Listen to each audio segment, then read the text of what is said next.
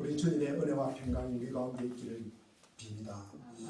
어제는 24절기 중에 서리가 내린다는 상강이었습니다. 서리가 내리는 것은 본격적인 추위를 온다는 준비를 하라는 예고이기도 하지만 서리를 맞은 농작물은 더 쏙이 차고 더 단단해진다고 합니다.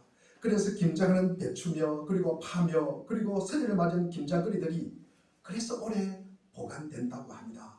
우리의 일상도 마음도 삶도 서리 마른 풀처럼 맥없이 무너지는 것이 아니라 더 단단하고 더 성숙해지는 기회와 그리고 은혜가 있기를 바랍니다. 지난주에 제가 이사야 22장 말씀을 전했습니다. 유다에게 덮인 덮개를 벗겨라고 전하였습니다. 아수르가 침공하기 전에 우리에게 고난이 다가오기 전에 우리의 길을 가리고 눈을 가리고 마음을 덮고 있는 베일을 벗겨버려라.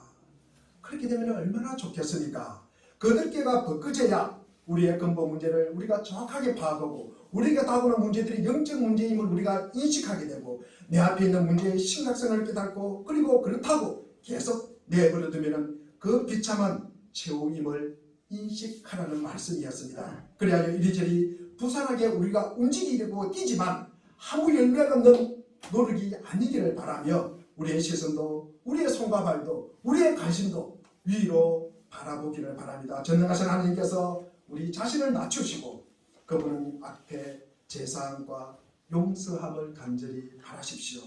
우리의 삶을 전적으로 하나님께 드리고 하나님께 다가가서 그 모든 것을 인정하시고 자신을 만드시고 자신을 조성하시고 자신을 설계하시고 분에게로 돌아가십시오. 우리의 인생에 갈라진 틈이 있으니까 오직 한 길뿐인 하나님께로 곧장 돌아오십시오. 이것만이 우리를 살리는 길이요 생명임을 기억하시기를 바랍니다. 그렇게 지난 한 주간을 지내셨습니까? 제가 너무 길었습니까? 어렵습니까? 이해가 안 됩니까? 제가 한마디로 말씀을 드리겠습니다. 우리 주님께로 돌아오십시오. 우리 주님께로 돌아오십시오. 그러면 우리가 우리 주님께로 돌아오는 방법이 무엇일까? 우리가 예수 그리스도를 향한 믿음입니다. 믿음 있는 사람은 그리스도인으로서 세상답게 살아라.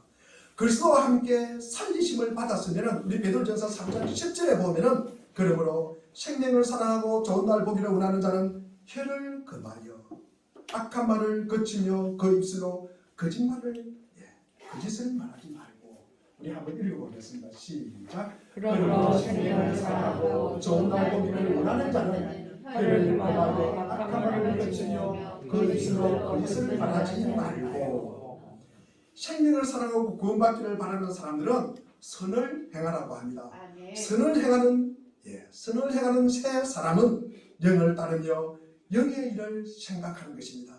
영의 생각은 생명과 평안이라고 우리가 로마서 8장 6절에서 말씀하고 있습니다. 골로새서 3장 2절에도 위의 것을 생각하고 땅의 것을 생각하지 말라고 말합니다. 어떤 사람이 새 사람입니까?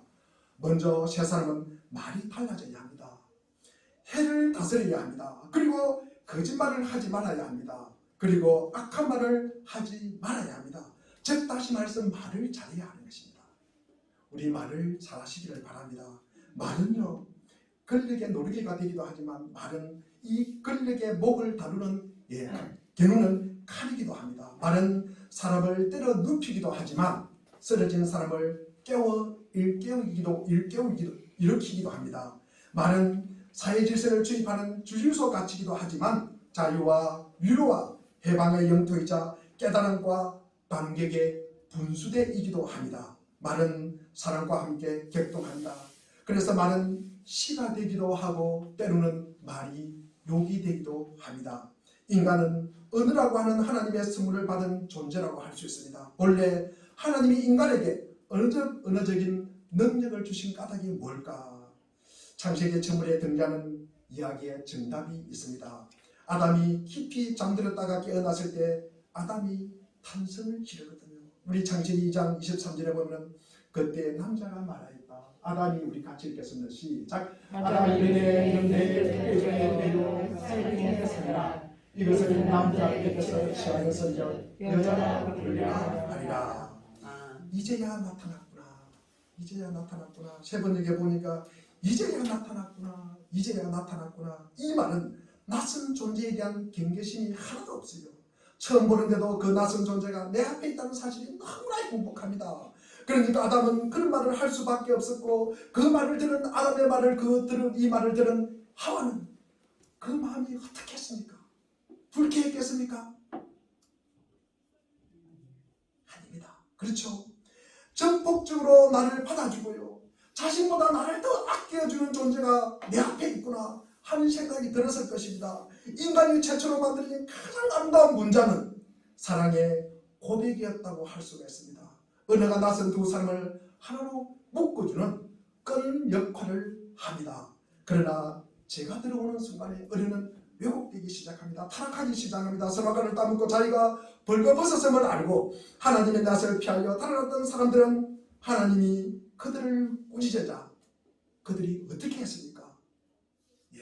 그들이 아담이죠. 아담은 변명하기 시작합니다. 창세기 3장 11절에 보니까 하나님이 물으셨다. 너가 벗은 몸이라고 누가 일러주더나? 내가 너들은 먹지 말라고 한 그 나무의 열매를 너가 먹었느냐? 우리 12절에 보니까 그 남자가 핑계를 대면서 말합니다.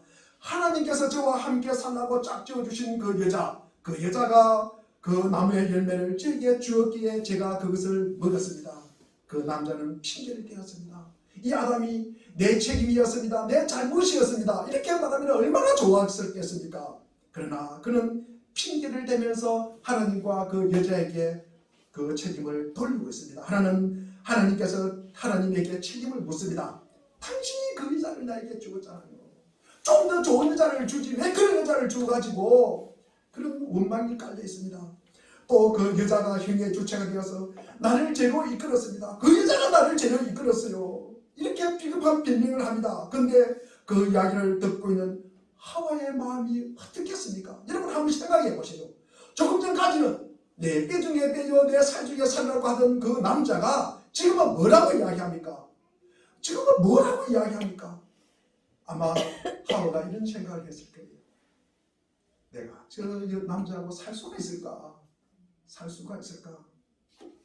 그런 생각을 하지 않았겠습니까? 이게 뭐냐면은 사람과 사람 사이를 이어주기보다는 갈라놓은 언어라는 것입니다. 그래서 때때로 사용하는 언어는 사람들을 묶어주기도 하지만 갈라놓기도 한다는 말씀입니다. 제가 우리 사이에 들어오게 되면 우리는 말로 누군가를 해하려고 합니다. 이것이 타락한 언어의 본질입니다. 이 언어가 타락되면요, 다른 사람을 해하게 돼요.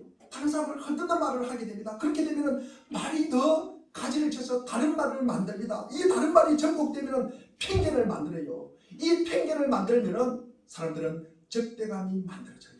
이 적대감은 사람과의 관계를 파탄으로 이끌어버립니다. 이 타락한 언어를 사용하는 사람들 가운데 참 유창하게 말하는 사람들이 있습니다. 그들을 우리는 말 잘하는 사람이라고 할 수 있습니까? 없습니까? 없습니다. 자, 우리가 타락한 언어를 사용하는 사람들 많이 있지만 우리 잠언 26장 20절부터 우리 28절까지를 우리 한번 좀 읽으면서 우리가 이 타락한 언어를 사용하는 자들이 어떤 자들인가를 보시기를 바랍니다. 이 말씀을 따라하면 됩니까? 안 됩니까? 안 된다는 말씀입니다. 성경에 있으니까 내가 따라해야지 이렇게 다짐하면 안 된다는 말씀입니다. 우리 20절을 한번 읽어보겠습니다. 시작.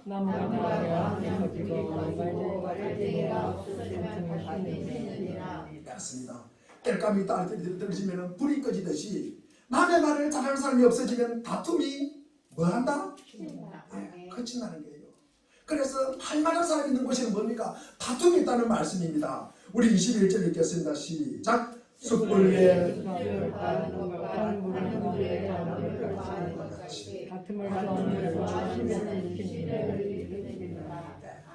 다투기를 좋아하는 사람은요, 시비를 일으키고 불난집에 부채질하는 것입니다.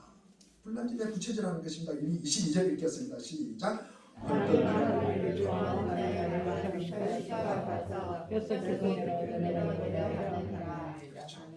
우리가 헐뜯는 말 들으면요, 잘 잊혀지지 않아요. 부부간에 살다가요, 누가 한 사람이 악담을 합니다. 저주를 퍼붓니다. 그것은 평생 잘 잊혀지지 않아요. 딴 데는 잘 잊어버리면서 그런 거는 잘 기억해요. 우리 23절 읽겠습니다. 시작. 악함 온유한 것을 피하라. 나를 너를 속이니라. 우리가 제가 세 번 읽어보면은 악한 마음을 품고서 말만 매끄럽게 하는 입술은 질그에다가 은을 살짝 입힌 것과 같다라고 기록하고 있습니다. 우리 24절 읽겠습니다. 시작. 그렇습니다. 겉다르고 쏟다는 사람들 있잖아요. 말 다르고 행동 다르고요. 너무나 이중적인 모습. 그 다음에 25절입니다. 시작. 비록 말이 부러울지라도 믿지 말 것은 그 마음에 행복하게 가증한 것이 있으니라. 26절 읽겠습니다. 시작. 속임으로 그의 감출지라도 그의 악이 회중 앞에 드러난다. 그렇습니다. 우리 감춘과 우리가 속이는 거, 우리가 영원히 속일 수 있습니까? 없습니다. 영원히 감출 수 있습니까? 우리 27절 읽겠습니다. 시작. 함정을 하는 사람은 그에게 가질 것이요 저를 굴리는 자는 그에게 치리라. 그렇습니다. 돌을 굴리는 사람은 자기가 그 밑에 깔린다는 말씀입니다. 28절입니다. 시작. 거짓말하는 자는 자기가 사는 자를 공고하고 아첨하는 희망을 지키느니라. 아멘. 거짓말하는 데는 허물는 사람의 원수가 되고 악점하는 사람은 자기의 신체를 망친다고 하였습니다. 참으로 이게 무엇보다도 중요한 내용입니다. 오늘 본문은 예수님께서 가버나움에서 말씀을 전할 때입니다. 그때 예수님의 말씀을 듣는 사람들의 반응이 많은 사람들이 예수님의 말씀을 듣고 어땠습니까? 그 반응이 어땠습니까? 엄청 놀라웠습니다. 그분께서 하시는 말씀은 예사롭지 않아. 그분께서 하시는 말씀은 서기관들이 하는 말씀과 달라. 보통 우리가 듣는 회당에서 듣는 말씀과 달라. 그분이 하시는 말씀은 힘이 있어. 그분이 하시는 말씀은 근위가 있다는 말씀이야. 말씀에 근위가 있다는 것이 무엇입니까? 너무나 지당한 말씀이기 때문에 반론을 제기할 수가 없습니다. 그게 근위입니다. 그래서 근위는 힘이라는 말씀입니다. 근위는 내 마음과 내 생각과 다르더라도 받아들이는 것입니다. 듣는 사람의 기분 별로 안 좋아도 그대로 뭡니까? 받아들여야 합니다. 수용해야 합니다. 듣는 사람의 마음이 상해도 할 수 없습니다. 그것을 받아들여야 되는 것입니다. 그게 근위입니다. 그래서 근위는 능력이요 힘입니다. 예수님의 말씀이 근위가 있어요. 예수님의 말씀이 힘이 있어요. 예수님의 말씀이 파워가 있어요. 그분의 말씀은 한마디 한마디가 우리의 삶에 피와 살이 되는 교훈이 되는 것입니다. 그분의 말씀은 우리의 삶에 깊은 영향을 미친다는 말씀입니다. 그래서 이사야 51장 4절에 보면 우리 한번 읽겠습니다. 시작. 내 백성이여 내게 주라. 내 나라여 내게 주리라. 이는 물론이 내게서부터 나갈 것이니라. 내가 내 윤활을 마음에 주시리라. 우리가 구약 시대부터 이 말씀을 우리가 하나님의 말씀을 귀담아 들어야 된다고 계속 우리에게 말씀을 하고 있습니다. 신명기의 말씀도 마찬가지입니다. 우리는 어떻게 이렇게 근위 있는 말을 할 수가 있을까? 그렇지 않습니까? 우리도 참 예수님처럼 이렇게 근위 있는 말을 했으면 얼마나 좋겠습니까? 힘있는 이야기 얼마나 하면 좋겠습니까? 우리가 속담에 말 한마디에 뭐를 갖는다? 천년빛을 갖는다고 했습니다. 우리도 예수님처럼 이렇게 말을 잘하면 참 좋겠습니다. 현대인들은 우리가 살아가면서 사람들과 함께 올려 앉아서 대화를 합니다. 그러면요 우리가 내가 그 바른 글을 놓치지 않기 위해서 계속 그 대화에 개입하는 것입니다. 대화의 주도권을 잡으려고 계속 노력하는 거죠. 그 말씀을 내가 계속 그러면 상대방의 말을 듣지 않습니다. 자기 준비한 이야기만 계속합니다. 우리가 말을 하지 않고 그냥 앉아 있으면 엄청난 불안감을 느껴요. 무시당하는 기분이에요. 자존감이 상하는 것 같습니다. 그래서 더 나아가서 자신을 자책하기까지 합니다. 모임을 마치고 집으로 돌아가면서 자기 머리를 쥐어봤습니다. 이 덩치가 그때 그 말을 했어야 되는데 그 말을 딱 해가지고 그 상대방의 길을 갖다가 막 죽여야 되는데 내가 그 말을 못 했네. 내가 다음에 만나면 그 말 해야지. 그런데 우리는 말하기 전에 새 황금문을 지나가야 한다고 말합니다. 이 새 황금문을 거쳐서 말하려고 한다면 내 발근이 사라질지라도 안절부절 하지 않습니다. 우리는 그냥 떠오른 대로 그렇게 말하지는 않을 것입니다. 우리 베티 데이라는 사람이 쓴 새 황금문이라는 글이 있습니다. 우리는 말을 하려고 할 때 황금과 같이 소중한 세 개의 문을 통과해야 한다고 강조하는 글입니다. 첫 번째 그것은 이 말이 참말인가 진실한 말인가 이것을 질문하여야 합니다. 우리가 참말이 아닌 말을 너무 우리는 자주 할 때가 있습니다. 오늘날 거짓 뉴스 같은 것들은 사람들을 온통 사로잡고 있습니다. 그런데 많은 사람들이 거짓 뉴스에 넘어가는 까닭이 무엇입니까? 거짓 뉴스가 먹힌다는 말씀입니다. 그럴듯하기 때문에 넘어가기도 하지만 그럴듯하기 때문이라기보다는 내가 가지고 있는 생각, 내가 가지고 있는 이 개념이라든지 내 편견, 조금 나가서 편견, 이것을 갖다가 지지해 주는 말이기 때문에 그렇습니다. 이 말을 내 생각을 강화시켜 주는 말이기 때문에 우리가 그 거짓 뉴스에 우리가 잘 쏘아 넘어간다는 것입니다. 그것이 참말이든 거짓말이든 그것을 중요한 것이 아니라 이 하는 말이 내 생각과 같으면 뭡니까? 그 말씀을 받아들인다는 말씀이에요. 그 말이 내 마음에 드니까 믿게 되는 경우가 더 많다는 것입니다. 내가 평소에 생각한 대로 내 마음에 꼭 맞는 말이네. 그러면 의심 없이 받아들입니다. 그렇기 때문에 우리는 그 정보가 바로 참이라고 판단해버립니다. 그러면 곤란합니다. 그러면 우리가 낭패를 보기 십상입니다. 우리는 그 말을 하는 사람이 누구인지, 그 말을 하는 의도가 무엇인지, 그리고 이 말을 함으로써 누가 유익을 보는지를 우리는 늘 생각을 해야 합니다. 살펴보아야 합니다. 그래서 그 말이 참말인지 아닌지를 우리가 거짓말인지를 우리가 분별할 수 있는 것입니다. 사람은 자기의 언어로, 자기의 목적으로, 자기의 수단과 방법으로 늘 사용합니다. 사람은 객관적일 수가 없습니다. 늘 주관적이에요. 주관적입니다. 그러니 남의 말도 그렇게 분별해야 하지만 나의 말도 진정으로 이게 참말인지를 늘 우리가 생각을 해야 하는 것입니다. 제가 요즘 새벽예배에 골로새서를 전하고 있습니다. 골로새서는 그리스도와 함께하는 새 사람은 어떤 사람인가? 우리 골로새서 3장 9절에 보니까 너희가 서로 거짓말을 하지 말라. 옛사람과 그 행위를 벗어버리라고 이야기합니다. 말합니다. 거짓말은 그리스도인이 되기 전에 못된 가지고 있는 습관입니다. 그러니까 더 거짓말보다 나쁜 것은 남을 헐뜯는 말이에요. 헐뜯는 말. 이 거짓말이나 헐뜯는 말은 우리가 그리스도인이 되기 전에 가졌던 생활 습관이라는 것입니다. 그러니 내가 하고 있는 말이 참인지 거짓인지를 우리가 늘 물어보시기를 바랍니다. 이것이 첫 번째 문을 통과하는 황금문입니다. 이 문을 통과하시기를 꼭 바랍니다. 이 문을 통과하고 두 번째 황금문은 이 말이 꼭 필요한 말인가? 첫째는 뭐라고 했습니까? 이 말이 까먹었습니까? 이 말이 참말인가? 이 말이 진실한 말인가? 참말인가? 우리 참말인가? 두 번째 말은 이 말이 꼭 필요한 말인가? 필요한 말인가? 우리가 이 말씀을 꼭 생각해야 되는 것입니다. 그 말이 우리가 참말일지라도 꼭 필요한 말인가를 우리가 물어봐야 하는 것입니다. 우리는 쓸데없는 말을 너무 많이 합니다.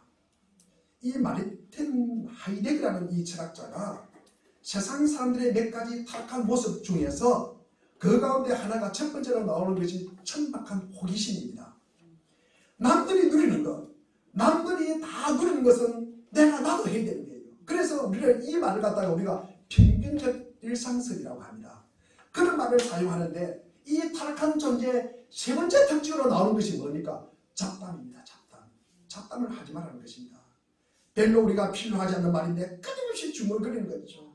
물론 우리가 살다 보면은 우리가 의미가 있고 가치 있는 말만 하는 것은 아닙니다만은 사실 어떤 설문기관에서 결혼을 왜 하는가? 결혼하는 사람들에게 결혼을 왜 했는가 이렇게 물었습니다. 그러니까 그 중에 몇 사람이 이렇게 대답을 했대요. 사소한 말을 나눌 사람이 필요해서 결혼을 했다. 이런 이야기를 했다 그럽니다.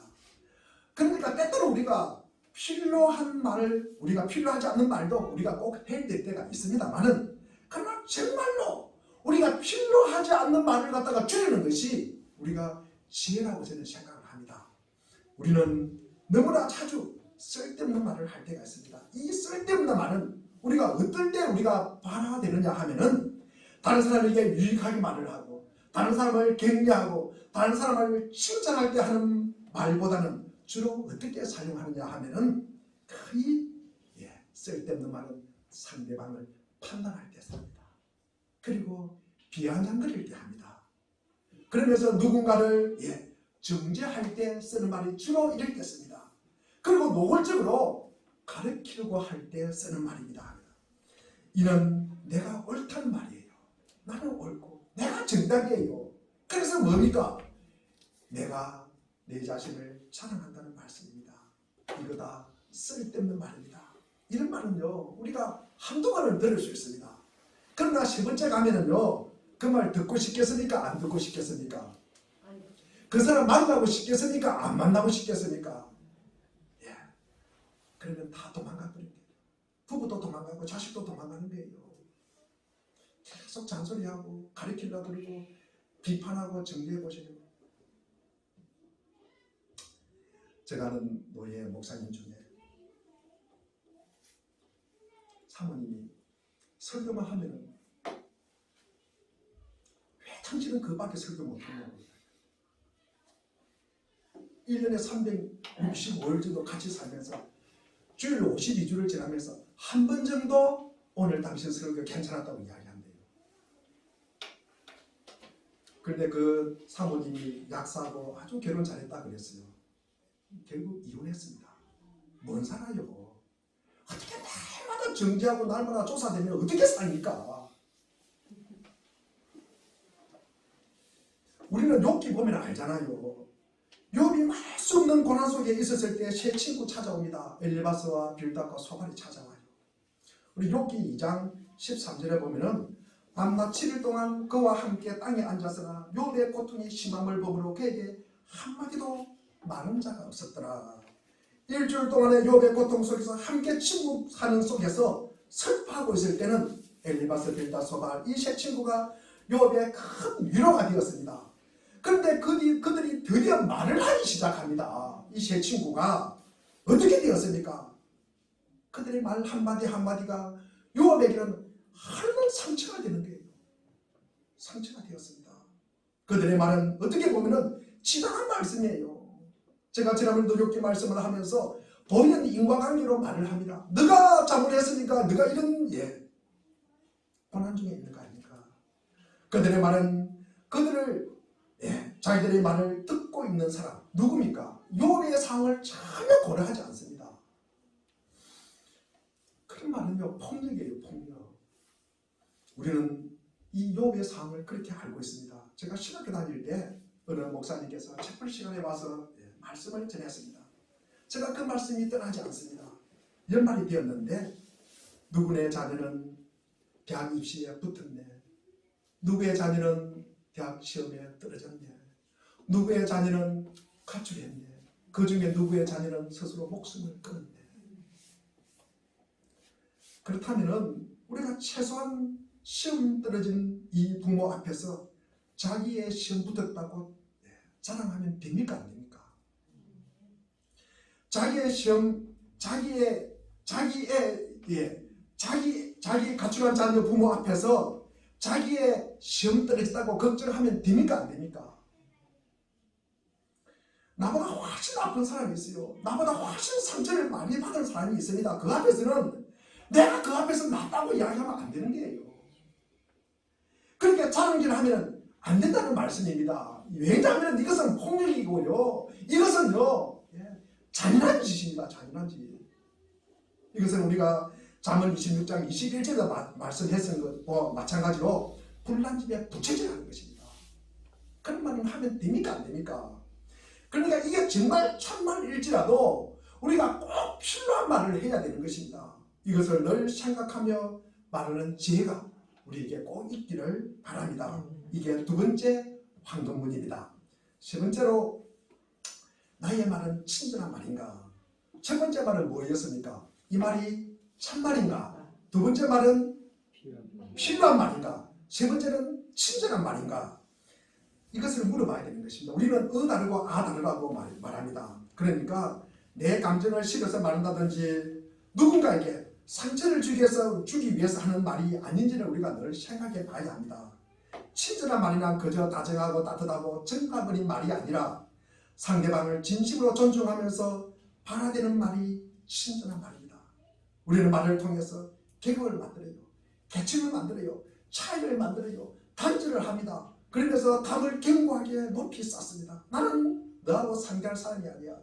노골적으로 가리키려고 하는 말들이 아니라 그를 있는 그대로 받아들이고 그를 존중하고 격려하기 위해서 하는 말, 그 속에 애정을 담은 말들인가 하는 걸 우리는 생각해 봐야 합니다. 그러나 오늘 우리 사회는 이런 말들이 우리 사회에 행행하고 있는 말들은 이 새 황금 문화하고는 좀 거리가 있는 것 같습니다.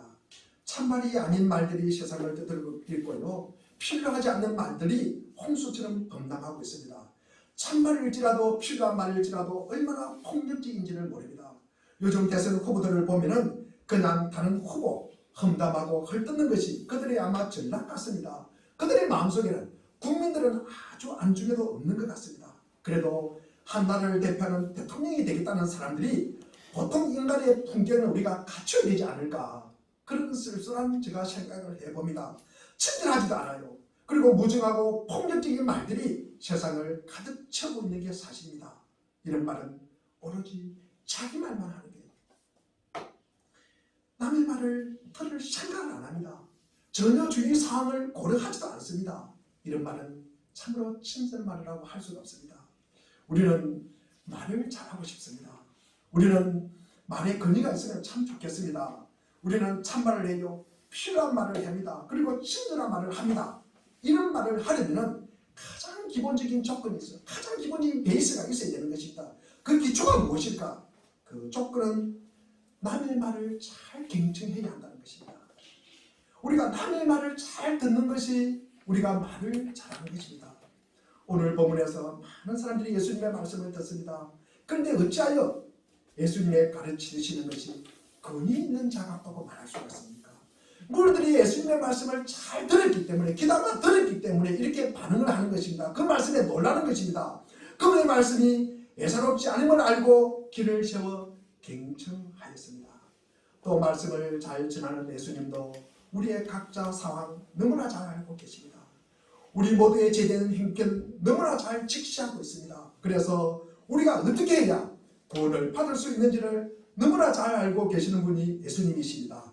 주위의 상황과 형편을 살펴서 거기에다가 우리 예수님의 사랑의 마음을 담아서 이 말을 전했던 것입니다. 예수님은 누구보다도 우리의 상황과 처지와 형편을 잘 알고 있습니다. 갈릴리 해변에서 업에게 말씀을 전할 때, 그 부르실 때도 어부의 형편과 처지를 너무나 잘 알고 있습니다. 그 어부들이 듣기에 꼭 필요하고 그리고 예되는 그 말씀을 전합니다. 그러면서 뭐라고 그랬습니까? 어부들에게 너희들은 뭐를 낳는? 고기를, 사람을 낳는 어부가 되어라. 고기를 낳는 어부가 아니라 사람을 낳는 어부가 되어라. 이 사람들이 상대가 어부이기 때문에 이렇게 말하는 것입니다. 마태를 부르실 때도 마찬가지입니다. 레인들을 부를 때도 마찬가지입니다. 나는 의인을 부르러 온 것이 아니다. 레인들에게는 그렇게 이야기합니다. 레인들은 스스로 자기가 의인이라고 생각하기 때문에 그렇습니다. 그리고 세례를 부를 때도 마찬가지입니다. 사개오를 만날 때도 마찬가지입니다. 이 사도 바울을 부르실 때도 마찬가지입니다. 그 상황과 행편에 따라서 예수님은 각자에 따라서 불러주시고 만나주셨다는 말씀입니다. 그것은요, 예수님이 이렇게 말을 잘한다는 것은 그 행편과 사정, 그리고 이 사람들의 말을 갖다가 너무나 잘 들었기 때문입니다. 이 사람들이 하는 말을 너무나 귀담아 들었기 때문에 이 말씀을 하실 수가 있는 것입니다. 예수님도 그들의 행편과 처지를 보고 듣고 하여 그들에게 합당한 말을 전하고 가르치고 부르셨다는 말씀입니다. 우리는 그가 하는 말의 의도를 잘 파악하지 못하고 우리는 다 아는 것처럼 우리가 개입하려고 할 때가 너무나 많습니다. 이것은 말 못하는 것입니다. 쓸데없는 말을 하는 것입니다. 그래서 오히려 말 잘하려고 하는 것이 가장 본질적인 특징이 뭐냐? 내가 말을 잘하고 싶어요. 그러면 가장 본질적인 특징이 뭐라고 하면은 그가 하는 말이 어떤 말인지를 우리가 귀담아 들으시기를 바랍니다. 잘 듣는 것이 말을 잘하는 것입니다. 아마 우리는 학교 다닐 때 이런 경험이 있을 것입니다. 우리가 모르는 것을 묻고 싶고요. 선생님에게 질문을 하고 싶고요. 그래 알고 싶고요. 그런데 어떻게 질문을 해야 될지는 몰라요. 그런데 내가 지금 무엇을 모르고 있다는 것조차도 몰라요. 질문을 안 한다는 것은요. 내가 지금 무엇을 갖다가 모르고 있다는 그 상황을 갖다가 모르는 것입니다. 그러니까 뭡니까? 내가 모르는 것이 들통날까 싶어가지고 질문을 못 하는 거예요. 그런데 어렵사리 너무나 궁금해서 질문을 합니다. 질문을 받은 선생님이 그것을 질문이라고 하느냐? 다시 읽어보고 생각해보고 연구해보고 질문해라. 그런 말을 듣습니다. 그러면 다음에 질문합니까 안 합니까? 그래도 질문합니까? 안 해요. 질문을 안 한 것은 고사하고 아마 그 선생님을 기억에 지워버릴 것입니다. 그런데 이런 선생님이 계셔요. 이런 교수님이 계셔요. 질문 자체가 서툴러요. 질문의 요지도 다 파악이 안 된 상태에서 질문을 해요. 급하게 질문을 하다 보니까 이때가 지나면 질문을 못하니까 영영 모르게 되니까 어설픈 질문을 합니다. 유치한 질문을 합니다. 그런데도 선생님이 질문을 아주 진지하게 경청을 합니다. 그러면서 다시 그 선생님이 질문을 해요. 이런 것을 묻는 것이죠. 선생님이 자기의 눈으로 질문을 만들어서 다시 질문을 합니다. 이것을 갖다가 물으시는 거죠. 이거 모르는 거죠. 이거 물으시는 거죠. 그러면서 당신이 내게 질문한 것이 이러이러한 의도입니까? 이렇게 묻는 것이에요. 자기의 은혜를 가지고 이야기를 해주자 이 질문은 아주 훌륭한 질문이 되는 것입니다. 너무나 중요한 질문이 되는 것입니다. 그러니까 질문자의 표현이 미숙한데 그가 정말로 궁금해하는 것이 무엇인지 그 배우의 궁금증까지도 읽어내서 그것을 자기의 질문으로 바꾸어서 답을 해줬어요.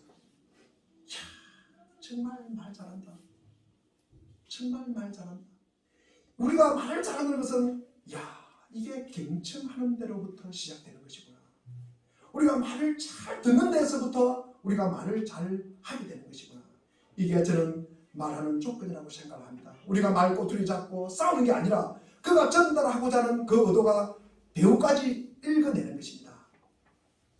제가 신대원 입시 이야기를 지난번에 한번 했습니다. 어느 교수님께서 세 분이 질문을 하는데 어느 교수님께서 나이 들어가지고 뭐하러 갔느냐고 물었다 그랬죠. 그것이 첫 번째고 두 번째 옆에 있는 교수님이 좀 지금도 고재일 교수님이라고 그분이 제게 이런 질문을 하셨습니다. 목회자의 덕목이 무엇이라고 생각합니까? 이렇게 제가 얘기 물었어요. 그래서 제가 순간적으로 당황스러웠습니다. 아니 믿으면 좋으면 되지 목회자의 덕목이라니 덕목 그러면 베드로 후서 우리가 1장에 나오는 8가지 덕목 믿음의 덕을 덕의 지식을 지식의 절제에 절제의 경건에 경건의 행제우애를 행제우애에다가 사랑을 더하라. 이것이 8가지 덕목인데 성경 말씀을 묻는 것은 아니고 근데 제가 그때 이렇게 대답했습니다. 남의 말을 잘 듣는 것입니다. 이렇게 질문을 했어요. 답을 했습니다. 근데 그 답변이 그 교수님을 참으로 흡족하게 하셨던 것 같습니다. 그래서 아마 제가 공부를 못하는데 면접을 잘 봐가지고 시험 붙은 것 같습니다. 제가 장신에 들어갈 때 3번째 들어갔지 않습니까? 참 부끄럽습니다. 그런데 우리가 참 말을 잘 들어야 되는데 우리가 말을 갖다가 잘 들어야 되는데 우리가 말은 잘 하는데 다른 사람의 말을 갖다가 우리가 공감하지 못하는 사람이 있어요. 공감하지 못하는 사람이 있습니다. 물과 기름처럼요. 이 이야기가 안 되는 거예요. 다른 사람이 하는 말을 갖다가 마음으로 우리가 받아들이려고 하지 않는 사람이 있습니다.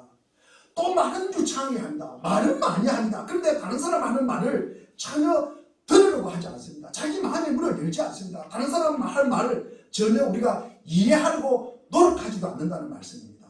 우리는 이 사람들을 우리가 말 잘한다고 할 수 있습니까? 없습니까? 우리가 말을 잘한다고 할 수가 없습니다.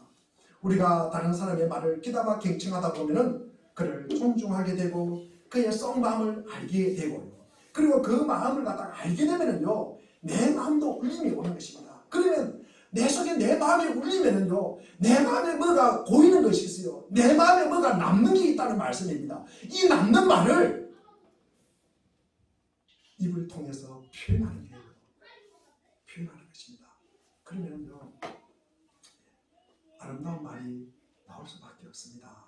우리가 재치 있지 않아도 괜찮습니다. 우리가 유창한 말 하지 않아도 괜찮습니다. 내 말의 전달력은 이 깊이에 있다는 건 사실을 갖다가 우리는 늘 기억하시기 바랍니다. 그런 말을 들으면 감동이 돼요. 내 마음을 울려요. 예수님의 말씀을 들은 사람들의 반응처럼 상대방이 놀라게 되는 것입니다. 우리가 교회를 다니면서 보이지 않는 하나님을 믿고 나의 죄를 대속해 계신 이 예수 그리스도를 우리가 따라 살아간다, 제자로 살아간다는 것은 너무나 우리에게는 참 궁금한 일이고 의문스럽고 질문이 많을 것입니다. 우리는 이런 질문을 받을 때 우리는 무엇이라고 대답합니까? 무엇이라고 대답합니까? 혹시 믿음 없이 없어서 그런 거 아니야? 너 믿음이 없어서 그런 거 아니야? 너 기도해봐. 너 기도하면 알 거야. 우리가 이런 답을 할 때는 우리가 알잖아요. 내가 적절하게 답변할 것이 없다는 거 우리 솔직하게 고백하잖아요. 그래서 새가족 모임을 갖습니다. 새가족 모임을 갖습니다. 새가족 모임은요, 우리가 하나님에 대해서 배우고요, 우리가 신론에 대해서 배우고요, 그 다음에 기독론, 예수 그리스도에 대해서 배웁니다. 우리 성경론에 대해서도 배웁니다. 그리고 우리가 앉아있는 곳이 뭡니까? 교회예요. 교회론을 배우고요. 교회에서 뭐 배웁니까? 우리가 구원받는 거예요. 구원론에 대해서 배우는 것입니다. 그리고 마지막에 뭡니까? 종말론에 대해서 배우는 거예요. 이거를 우리가 체계적으로 배우는 것이 성경 새가족 모임입니다. 우리가 참석하시기를 바랍니다. 많은 사람들이 가진 게 많아요. 사람들은 힘이 있어요. 그런 사람들은요, 말이 별로 그냥 대충 해도 됩니다. 그런 사람들은 힘이 있기 때문에. 우리가 그렇지 않는 사람들, 약자들은요, 우리가 주변을 갖다가 보살펴 봐야 되잖아요. 때로는 주변을 보듬어야 돼요. 그리고 때로는 주변과 연대를 해야 돼요. 그렇기 때문에 우리는 말을 잘해야 되는 것입니다. 우리가 가진 것이 별로 없으면 말이라도 잘해야 되는 것입니다. 말이 메시지예요. 말이 자신을 표현하는 것입니다. 그래서 말이 능력이에요. 가지온 쌀밥을 2병에 담아서 씨름을 해놨습니다. 일정한 사람들을, 참가한 사람들을 모으고 4주 동안 계속해서 한 병을 보고 오는 그 병을 쌀밥을 담아서 밥을 해가지고, 근데 그 병을 보고는 사랑해, 좋아, 예뻐, 기뻐, 너를 보면 내가 너무 좋아, 그렇게 4주 동안 이야기를 했어요. 그리고 다른 한 병을 보고는 야, 너 보면 짜증나, 너 보면 힘들어, 너 보면 미워, 나쁜 말을 갖다가 계속 썼습니다. 그러자 믿기 어려울 정도로 놀라운 결과가 나타났습니다. 4주 후에 보니까 고운 말을 해준 병에 담긴 쌀밥은 하얀 곰팡이가 피고 누룩 냄새가 나는데, 나쁜 말을 퍼부은 병에 담은 쌀밥은 시커멓게 어떻게 됐겠습니까? 썩어버린 거예요. 정말 놀랍지 않습니까? 이 실험 결과를 보면서 생명도 없는 쌀밥도 그러는데 우리가 감정의 동물인 사람에게 얼마나 나쁜 영향을 미치는 것인가 생각하면 등골이 오싹합니다. 소름이 끼칩니다. 우리는 평소에 너무 많은 말을 하면서 살아가지는 않습니까? 때로는 아무렇게나 우리가 내뱉은 말들이 불씨가 되어서 상대방은 물론 자신의 마음을 불편하게 해요. 어떤 때는 큰 화근이 되어서 서로 마음에 뼈아픈 상처를 남기기도 합니다. 그렇기 때문에 우리는 그것이 어떤 참말인지를 감수해야 합니다. 아무런 근거 없는 말을 함부로 해서는 안 된다는 뜻입니다. 남이 한 말을 사실 여부도 확인하지 않은 채 퍼뜨리는 행위는 하지 말라는 경고의 메시지가 담고 있습니다. 그것이 꼭 필요한 말인가를 가르쳐야 합니다.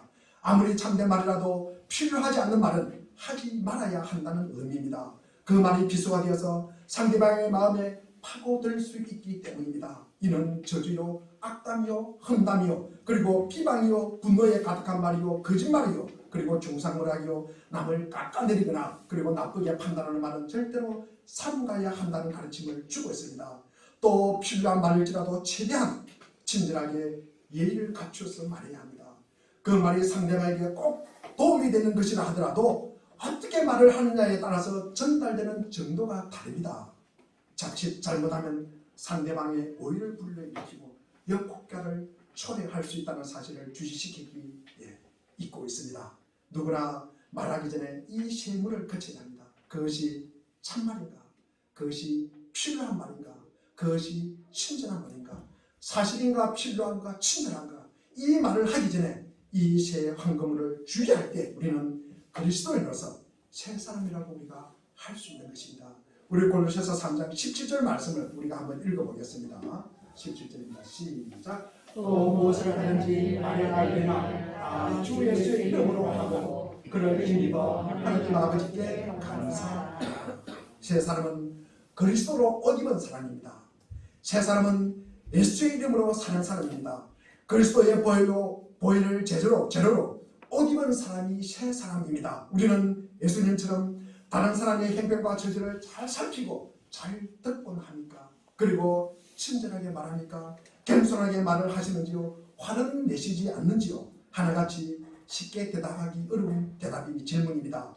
특별히 질문들을 잘 살펴보면서 모두가 다른 사람들과의 관계를 말하고 있는 것입니다.